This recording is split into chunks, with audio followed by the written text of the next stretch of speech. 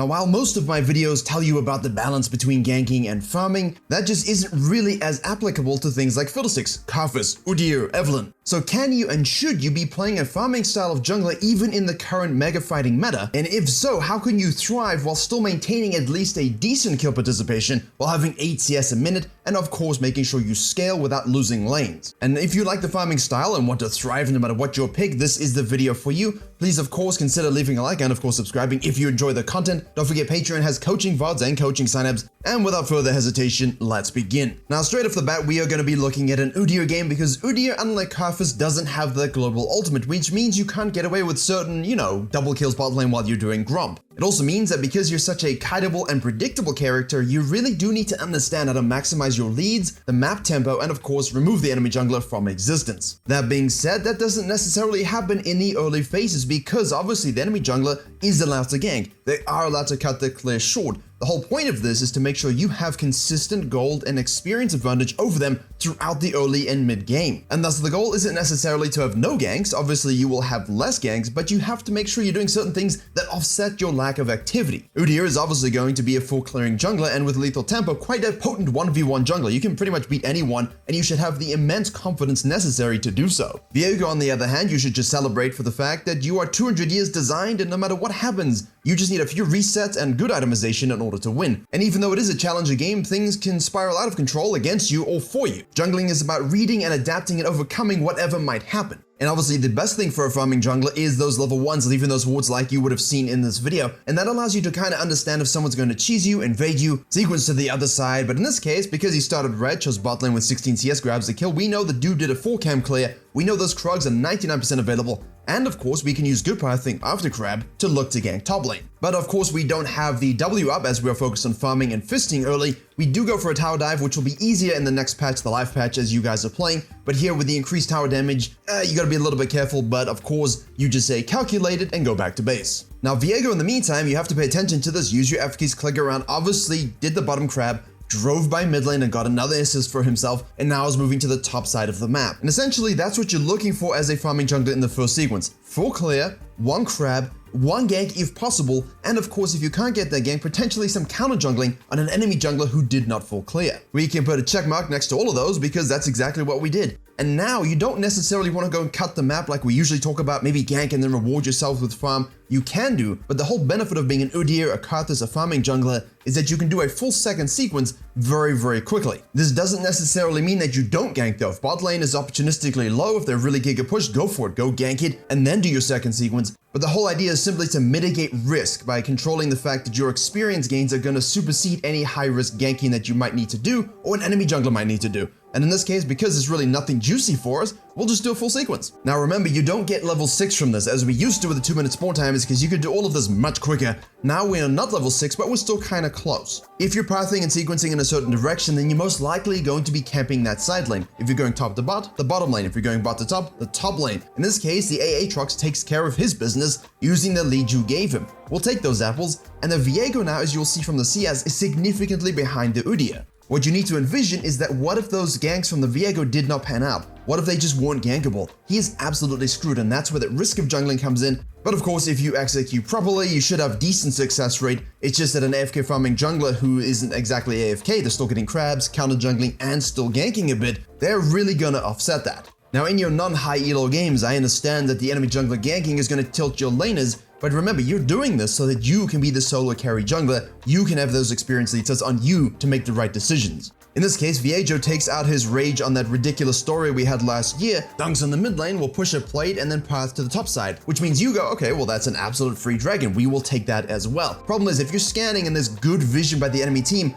it becomes inherently risky to do that, especially if you have no prior, no mid laner, you will be collapsed upon. So this is a bit of a greed play, and in low elo you might be able to get away with it, but in high elo it does carry the risk of you dying, which is fine. We're trying to make these good plays, but we probably should have not gone for this greed play. As always, the dreaded lane priority reads and ward reads are very important whenever you want to do anything outside of your own jungle. Also remember that every death that you have means you can't be farming. So in this case, unfortunate, but they get a dragon. Viego's going to fall back to his blue side. It was just a solo bot play. We can type bot gap in chat. And what do we do next? We carry on farming. The importance here is that the Viego's going to keep trying to make plays, and obviously the next objective will be Herald side, and thus doing an absolute full sequence to maintain your 20-odd CS lead for now is the most important thing. Obviously, it puts you in a position to take the Herald, so if the enemy jungler passes to the bottom side, does a dumb play and dies, maybe walks into your jungle and you kill them, then that's an absolute free Herald for us, which is the ultimate goal. However, don't always be baited in by it, because if you can take their whole red side first, if they're on the bottom side, for example, and then, fall back to a top lane gank, fall back to a mid lane gank, get that prio, and then do the Herald, that can be more beneficial as it denies the enemy jungler. You now have 3 quadrant control, and your laners have a good lead. And then of course, you can elevate the game state using the Herald on a plate of your choice. Don't forget though, as a farming jungler, any sort of experience absorption is the desired outcome. So if you need to hold mid lane, push mid lane, hold top lane, push bot lane, whatever it is,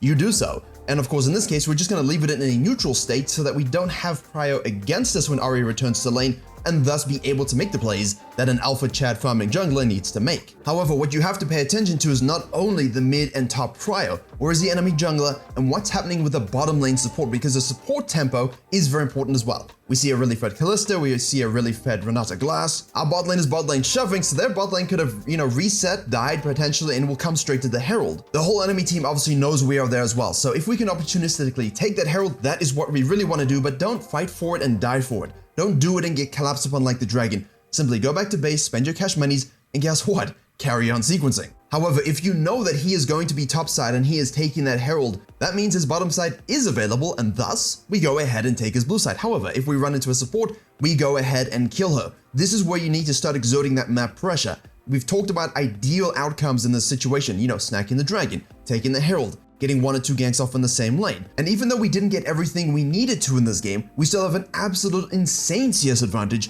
and we are getting quite strong ourselves. So it's just important that you recognize not to greed too much and die too much, keep that farming count up, make the picks when you can, and then of course transition that into pushing the map further. However, again, we see the bottom lane fighting ADC gaming. We run on down and is a Kalista. We struggle to stick to those targets, especially Kalista. Another whole team, the Viego included, has reset, control the bottom side. If they're gonna die, do not die with them. Say, you know what, this is unfortunate, but it's a skill issue for you guys. You are just straight up inting bottom lane. I'm gonna carry on and take my red buff and take my Raptors. Knowing when to give up things and knowing when to just carry on farming is very important for these kind of junglers, because you can have a 7, 8, 9 CS per minute. All of a sudden you start fighting fights you shouldn't, not giving up things you should, and that drops and that drops, and then you look at the end game and suddenly you're averaging 5 CS a minute on Fiddlesticks in 85 games. Don't be that person. And most of you will recognize when the Viego was in Herald, we were technically going to counter jungle. That's an equal and opposite play. You can look to dive bot lane as well. In this situation, we do have to give up a second dragon, but that's quite normal for farming junglers. And you could look to do Raptors, Krugs, and gank top lane, but if you know they've secured that and the Viego's coming up and you see a fight brewing, a lower mid laner,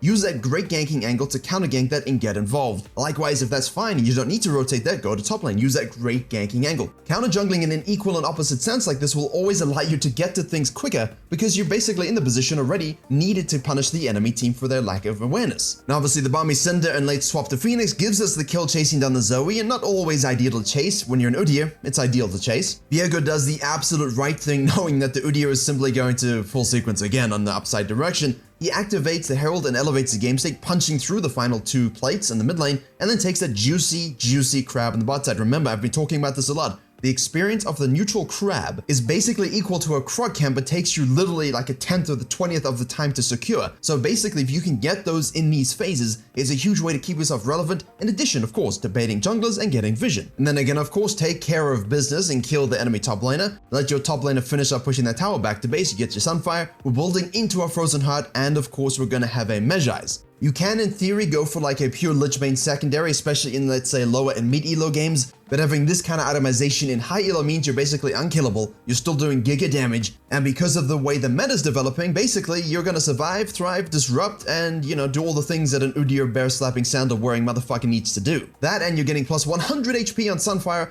as of the release of this video, so, go forward and be Udyr. And the reason we like to elevate the game state in either direction is because inherently, chess pieces are moving across the board, vision lines have not yet been developed, and obviously there will always be someone overpushing, and trust me, if there are players in pro play overpushing with 5-man communication, there's 100% always someone you can kill in your solo queue games. Now what you want to make sure in these kinds of games where you have a little bit of a deficit and the enemy team is moving around a lot controlling the objective game, we need to try and get on the map with this next dragon. We want to have a big old-fashioned fight, use our lead, try and control the outcome, take a neutral objective, close the game up, and now we can start to push for winnings. Obviously, don't take the grump if you see the plant come down and you kind of suspect they might be in your jungle. Give it up, back to base, finish the Frozen Heart, and obviously the game history will be linked below and you'll see Malice's profile and you can see all the stats from his Udyr page. I will link that as well. I'm not a fan of not buying control wards. I do think you should do that in low elo because, you know, if your teammates see this and react to it, great. And if you have that vision, you can react to it, great, because you don't have the same tracking sense.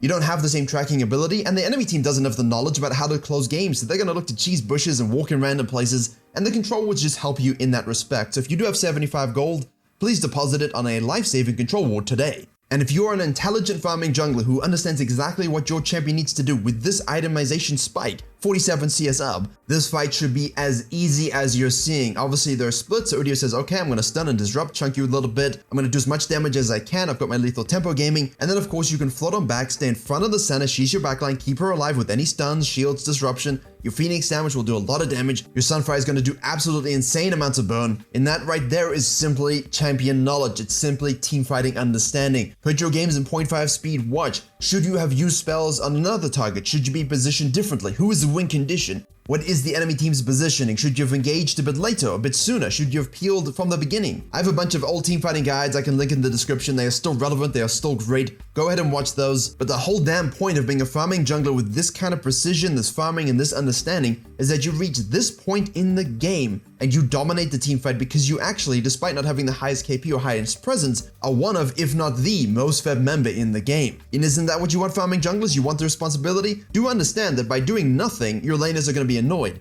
But in this case, the Udyr isn't doing nothing. He's still doing a lot of things. That's the difference between this deer and you deer, because you guys don't do this stuff and you actually just end up truly being AFK farming junglers. And you can see from these graphs, look at the kill participation in comparison to other elos of Udyr. That's why he's so damn good at these style of junglers. Yes, he's fusing himself and farming himself, but he understands when to leave the map and deal with what's happening. To that end, obviously keep farming your camps as they're available. If you need to hold the push waves for the split push, please do so. Do understand you don't technically want to die in these fights. However, as the Baboos would say, there are good deaths. If you're really taking the hit for your team and absorbing all the spells, all the ultimates, and your team can play off of you, that's always good and great, but not always going to be the case in your low to mid elo. So do be mindful of the fights you take. Do be mindful of when you're greeting for a fight. Do not engage and die if you know the whole team's rotating, there's a Baron up and your team just isn't in position to help you. But what he does always know is when to be present and when to be ready for those fights. He's not going to farm when there's another dragon coming up, you have 20 kills apiece on the same damn gold. You need to make sure you actually rotate to those fights and use the lead you've accrued. Otherwise, what the hell is the point? So please, low elo junglers, I see this all the time in coaching. You just end up splitting or farming a grump when you should be on the fight for the dragon. And you would have seen the positioning again, disruption sitting in front of the center, letting her do the backline damage, letting her be free to be herself because you are sitting in the trenches, tanking everything, AoEing them down with your itemization and of course your spells. Repeat stuns, repeat control, it's absolutely beautifully done, and from this, that is a game-changing moment. You swing the gold in your advantage, you have a scaling center, you have a Swain, you have an Aatrox, you have yourself, and you will see the highlights as they close this game out from this event. They push into the enemy jungle, they take their camps, leave some vision and control, obviously not the Udyr, everyone else on the team. But just a quick note on farming in the mid game, yeah, you're still going to be taking your camps, but if you want to, go to the Baron, for example, or go to the mid lane to look for another fight to finally push to end, and you go Raptors to Krugs, you're going to be pathing away from where you need to be, and in order to get back to it, you need to now walk over ground you've already walked upon. That's spaghetti pathing, that's a waste of time. So do the Krugs, then do the Raptors. Now you're pathing in the direction, it's way more efficient. You're waiting for your team to get back on the map and get in position, and you can rotate with enough time to be that impact player. And you'll notice we haven't spoken about the Viego at all because he did all of his early game work and it just didn't matter. He itemized, absolutely terribly as well, but because the farming jungler paid attention to him early, made the right moves around him early mostly, you have essentially outscaled him and he doesn't mean anything to you because he is literally nothing to you. And you'll see the highlights now of the absolute unrelenting Udyr gameplay, chasing people down. The skirmishes when it's a bit messy is actually what we want rather than those classical 5v5 teamfights where Udyr seems to have liabilities. But again, understanding good target selection, good itemization, and good rune set choices mean you can negate a lot of a champion's weaknesses no matter what they might be. So if you're playing a Fiddlesticks, if you're playing a Karthus, if you're playing any farming jungler, as I said, I like to play Zyra like a farming jungler almost, as long as you know how to maximize your champion, as long as you know how to maximize your itemization, as long as you are still staying ahead overall and know exactly what the win condition is for your team, you will have no issue dealing with enemy junglers and essentially saying, yeah, I'll give you a little bit, here's a cookie, here's a cookie. But the thing is, if you're giving him cookies, you have the box. So you can determine how much you want to give him, and as long as you don't make them greedy, they're not going to realize that they've got nothing on the map to fight for, and you're going to be up 2, 3, 4 levels even, and you'll just close games out, force them to FF, and so on. Obviously, this was a 60% KP game, but in most of the games, you can look to be 50 to 70%. If you're getting 8 CS per minute, getting those dragons and heralds, I think that's absolutely good. But if you are throwing these leads and don't understand exactly what's happening, I just made a dedicated video for all styles of jungling, ganking, farming, doesn't matter. Anything to do with the mid and the late game where you throw, please click the video link in the box on the top right. And of course, if you want to understand jungling at a total carry level for any style of jungling you might want, click the video box in the bottom left.